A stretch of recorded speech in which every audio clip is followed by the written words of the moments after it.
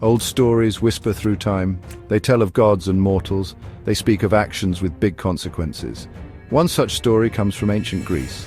It is the tale of Pandora and a container that held many secrets. This story was first written down by a poet named Hesiod. Long, long ago, he told of how troubles first came into the world of men. It began not with a woman, but with a titan, a god of an older kind, and it began with an act of kindness that angered the king of all gods. This king was not known for his gentle forgiveness. Prometheus was a titan. Titans were powerful beings, older than the Olympian gods. Prometheus was clever. He had a fondness for the humans he had helped create. He saw them shivering in the dark and cold. He saw them struggling without the tools to build or to cook. He believed they deserved better. He thought they needed a spark, something to lift them from their primitive state. This compassion, this desire to help, would set him against the mighty Zeus. Prometheus knew the risks, but he chose to act anyway, for the sake of humankind. So Prometheus looked to the heavens. He saw the sacred fire of the gods. This fire was kept on Mount Olympus. Zeus had forbidden anyone to share it with mortals. Fire meant power. It meant warmth, light, and the ability to forge tools and weapons. It meant progress. Prometheus, bold and cunning, decided to steal it. He ascended to the heavens.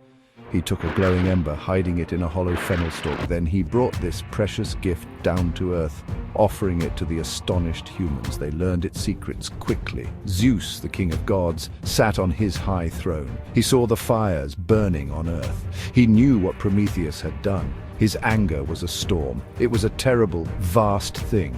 Prometheus had disobeyed him directly. He had given power to mortals, upsetting the balance. Zeus vowed that Prometheus would pay dearly for his defiance, and not just Prometheus, humanity too would face the consequences of this stolen gift. Zeus began to plot his revenge. It would be a subtle revenge, a beautiful trap.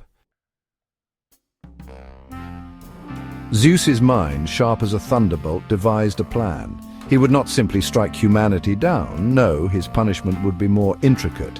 He decided to create something new, something mortals had never seen. This creation would be a gift, a seemingly wonderful offering. But it would also be a vessel for suffering. It would be a beautiful evil, as the old poets called it. This was Zeus's way to offer something irresistible, yet ultimately harmful. He called upon the other gods to help him craft this perfect, deceptive punishment for mankind. The task of shaping this new being fell to Hephaestus. He was the god of fire and metalworking, the divine craftsman. At Zeus's command, Hephaestus took clay and water. He molded a figure in the likeness of the immortal goddesses. She was made to be beautiful, surpassingly lovely to behold. Her form was perfect, designed to captivate the eyes of men. But this beauty was a mask. It was the pleasing exterior of a carefully constructed trouble. She was the first woman, according to this ancient tale, a creature of earth yet touched by divinity. Then the other gods and goddesses of Olympus gathered. Each bestowed a special gift upon her. Athena, the wise goddess of crafts, taught her needlework and weaving. She clothed her in elegant silver robes. Aphrodite, the goddess of love and beauty, poured grace upon her head. She gave her irresistible charm and the pangs of desire. Hermes, the swift messenger god, the trickster, gave her other qualities. He gifted her a shameless mind, a deceitful nature, and the power of persuasive, cunning speech. These gifts were a mixture of wonder and warning. Because she received gifts from all the gods, she was named Pandora. The name meant all-gifted, or the one who bears all gifts. She was, in essence, a divine collaboration, a masterpiece of deception. She was created to be a lure, an irresistible temptation for mortal men.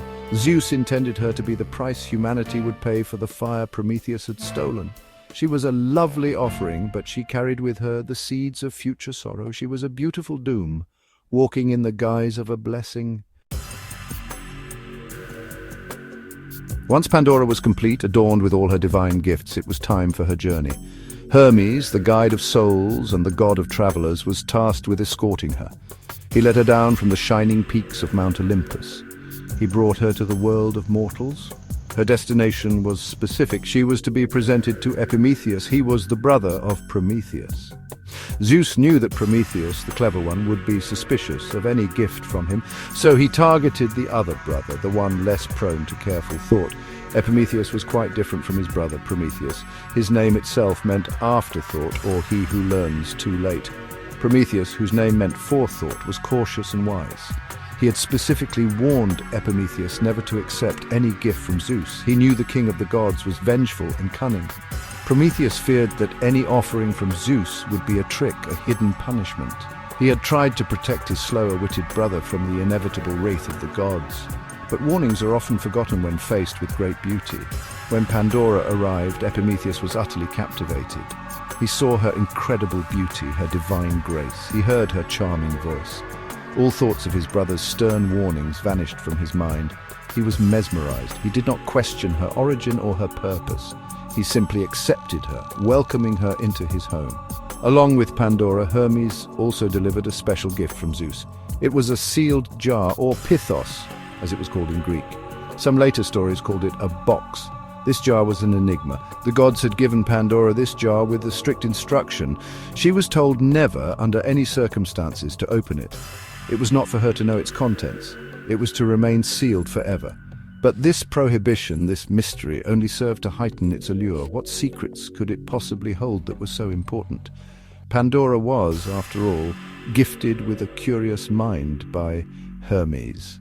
The presence of the forbidden jar began to weigh on her. The desire to know, to see what was hidden, started to grow stronger each day.